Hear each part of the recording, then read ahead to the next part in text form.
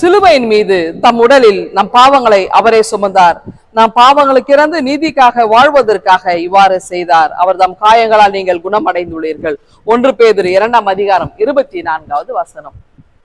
ஒரு முறை இந்த கப்பல்ல பயணம் செய்து கொண்டிருந்த மக்கள் ரொம்ப சந்தோஷமாய் ஆரவாரத்தோட இந்த கப்பல் பயணத்தை மேற்கொள்றாங்க. அது வந்து ரொம்ப சுவாரஸ்யமா இருக்கும் இல்லைங்களா? அந்த கடல்ல தண்ணீரை பார்த்து, அந்த இயற்கை வளங்களை பார்த்து கப்பல்ல பயணிப்பது, நீண்ட நாள் பயணிப்பது, அது ஒரு புதிய அனுபவத்தை கொடுக்கும். இப்படியே ஒரு கப்பல் எல்லாரும் சந்தோஷமா பயணித்த நேரத்துல திடீர்னு கேப்டன் கிட்ட இருந்து ஒரு செய்தி வருது. என்ன அப்படின்னா, இந்த கப்பல்ல ஓட்டை இருக்கு, இன்னும் கொஞ்ச நேரத்துல தண்ணீர் போக்குவரத்து அதிகமா இருக்கு, முழுக போறோம் அப்படின்னு சொன்ன உடனே என்ன செய்யுதுன்னு தெரியாம மக்கள்லாம் ரொம்ப வேதனையோடு இருந்தாங்க.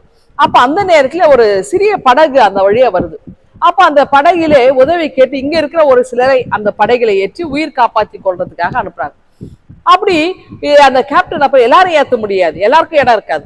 அப்போ பெயர்களை எழுதி போட்டு சீட்டு போட்டு என்ன செய்யறான், யாருக்கெல்லாம் பேர் வருதோ அவங்க அந்த பேரை வச்சு ஒவ்வொருத்தரா அந்த படகுல ஏற்றிட்டு இருக்கிறாங்க. இப்படி ஒரு மனிதனுக்கும் அவருடைய பெயர் வந்திருக்கிறது. ஆனால் அவருக்கு குடும்பம் எதுவும் இல்லை, தன்னந்தனியான ஒரு மனிதன். அப்ப அவர் என்ன செய்யற, படகுல கப்பல் இருந்து இறக்க அந்த கப்பல்ல ஏறத்துக்கு படகுல ஏறத்துக்கு ஆயத்தமா இருந்த நேரத்துல ஒரு மனிதன் ஓடி வந்து அந்த மனிதன் கையை பிடிச்சிட்டு ஆடுறாரு.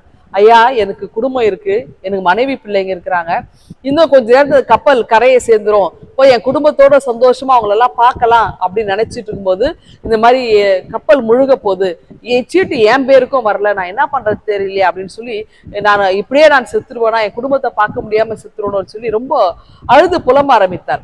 அப்போ அந்த சீட்டு வந்த அந்த மனிதர், படகுல ஏற வேண்டிய அந்த மனிதர் பார்த்தார். ஆமா, எனக்கு குடும்பம் எதுவும் இல்லை, நான் தன்னந்தனியான ஒரு மனிதன், சரி நீங்க வேணா எனக்கு பதில் நீங்க அந்த படகுல ஏறி உங்க உயிரை பிழைத்துக் கொள்ளுங்க, நான் பரவாயில்ல, நான் செத்தாலும் பிரச்சனை, ஏன்னா நான் தனியாளா இருக்கிறேன் அப்படின்னு சொன்னாங்க. இந்த பெரிய மனசு, இந்த மனசு எல்லாருக்குமே வராது.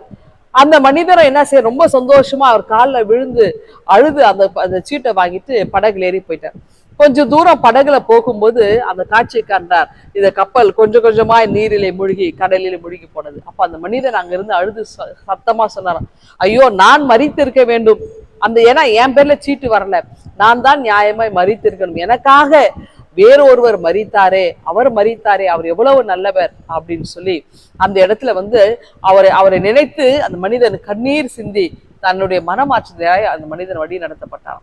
பாருங்க, நாம் செய்த குற்றத்துக்காக, நாம் செய்த பிழைக்காக, பாவத்துக்காக அநியாயமாய் ஆண்டவராக இயேசு கிறிஸ்து தண்டனை அனுபவித்தார், நமக்காக சிலுவை சுமந்தார், நமக்காக ரத்தம் சிந்தினார். அப்படி என்றால் நாமும் மனமாற்றத்திலே வழி நடத்தப்படுறோம் இல்லையா? இந்த லெந்து காலங்கள் நம்மை மாற்று உருவாக்கத்துகிறாய் வழி நடத்தட்டும். இந்த சிந்தனையோடு இந்த நாளை துவங்குங்கள். ஆண்டவர்களை ஆசீர்வதிப்பாராக. ஆமீன். எங்கள் அன்பின் ஆண்டவரே, உண்மையை நாங்கள் நாளும் இணைத்து உண்மையே நாங்கள் துதிக்க நீர் எங்களுக்கு கிருபை தார். மீட் பேச ஜெபிக்கிறோம் எங்கள் அன்பின் கடவுளே. ஆம்.